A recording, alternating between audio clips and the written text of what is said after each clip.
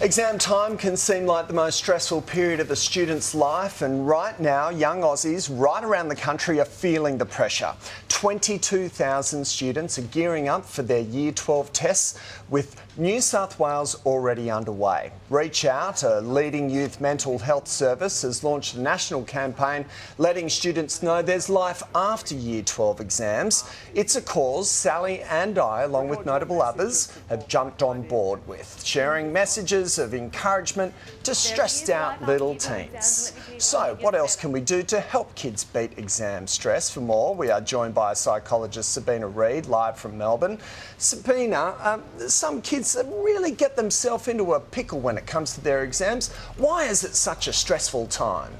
Tom, it's generally a stressful time because of the way we interpret exams or what they represent to us in our minds and in society's minds. In many ways, we think of exams as being the make or break to our future success and the careers ahead of us. But in reality, and as this Reach Out campaign shows, there's so many options outside of our academic success.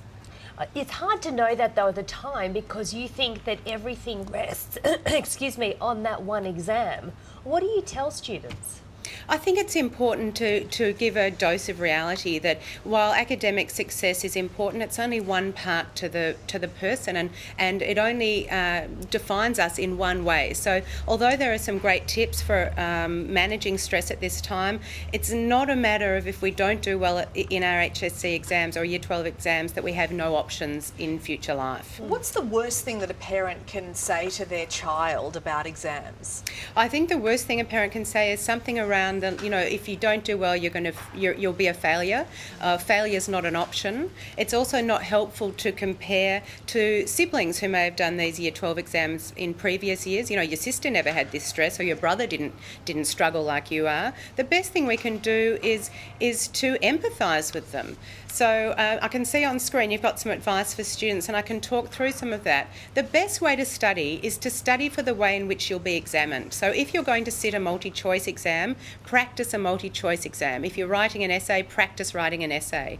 And when you're learning information, we can fall into the trap of thinking we know what we're learning, but until we've explained it to someone else, we can't really know for sure if it's makes sense to us. So I would recommend to students to explain what they're learning to parents or friends or even the family dog. It's the best way of making sense of the information that we're currently reviewing. Hey Sabina, I think I said in the read-up there were 22,000 students sitting their exams. It's actually 220,000. That's a lot of kids. A lot of these kids can turn to coffee at these times to get them through these exams.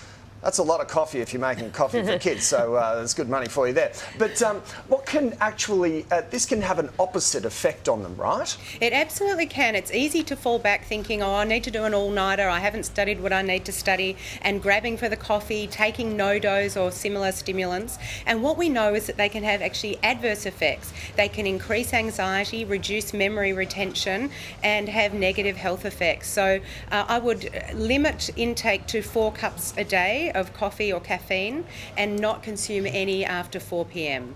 What would you advise parents to tip the kids? How would you do it? Obviously, the little added pressure on top isn't any good. So how can they help? How can parents help? How can parents help the kids, yes? The best way parents can help is to empathise with your child's stress. So don't minimise it, but also don't play into it. You can just sit with with a child's distress by saying, I know you feel stressed, I know this is a difficult time. Ask them how you can help.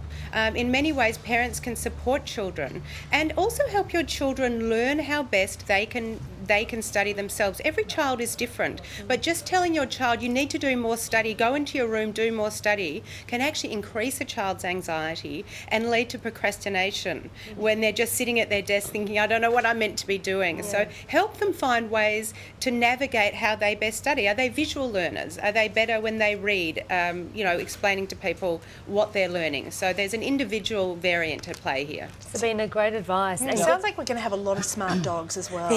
All coming after our jobs too. Thank you.